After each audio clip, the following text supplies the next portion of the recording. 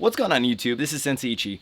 Today we're going to talk about the 5 best ways that you can become a better martial arts instructor. Let's get into it. Roll that intro.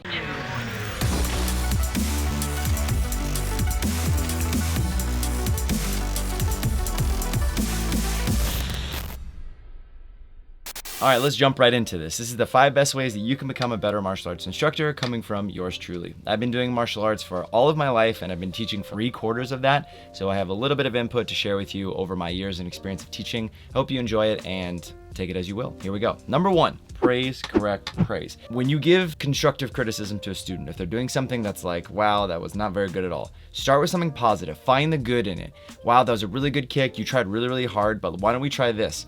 So the second step would be correct. You're gonna make the correction without sounding too critical. What are you doing? That was a terrible side kick. That's the best you can do?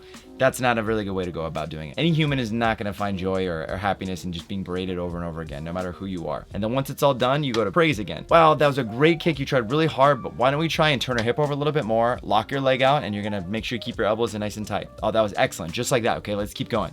That's a perfect way to go about praise, correct, praise. Second thing you can do is create a lesson plan. Creating a lesson plan means before you go into teach, have an idea in your head of what you wanna do. The more seasoned you get at teaching, you can kind of do this on the fly, or you can spend a Sunday or a Monday morning going through the entire roster of what you're gonna do that week. Maybe Monday you're gonna work on kicks, and maybe Tuesday you're gonna work on hands. Maybe this day you're gonna work on self-defense grabs. Maybe this day you're gonna work on board breaking.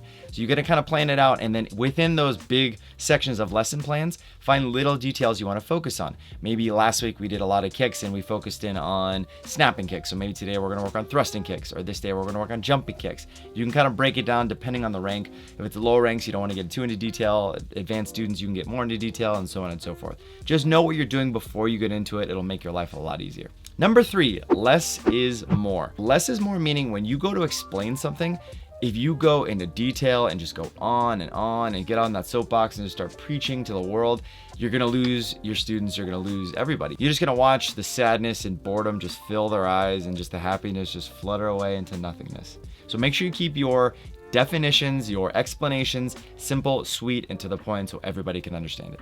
Speaking of which, I'm gonna stop talking now. Number 4, this has to do with not necessarily a one-on-one lesson, but a group lesson. Scan the class and float. So scan the class and float, meaning when you're teaching, let's say 20 students, you don't wanna just focus in on one group or like 3 students or 2 students or even 1 student for an extended period of time. It's like the ocean, you never wanna turn your back on it. So you're gonna continually just scan. You're gonna work with one group, and as you're working with one, when one's talking, you can maybe glance over, when one's doing something, or maybe they're fixing, or maybe they're doing whatever, you can kind of glance over to the other group. Just kind of float around and go from group to group. Don't spend too much time on one. Like I said, less is more. Couple details on this one. Okay, good, we got it. Praise, correct, praise. Let's go on to the next group. And you just kind of float from group to group and scan the room, and so you can kind of see what's going on. You could see if someone walks in the front door. You could see if someone needs help, if someone fell. You always want to distribute yourself evenly, especially if you don't have assistants helping you out that day. And the last one, end on a high note.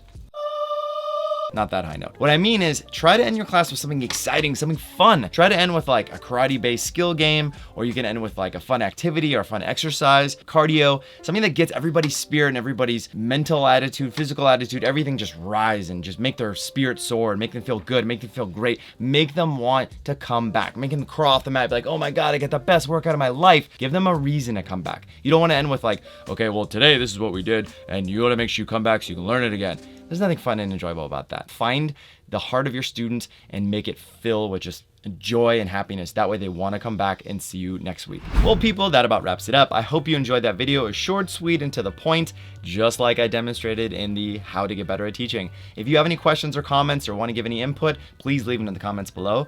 Please subscribe to the channel. That way you don't miss out on any video. There's a little bell notification. You want to click on that guy. That way you're notified every time I put a video out. I put a video out every Monday, 11 a.m. Pacific Standard Time here in California.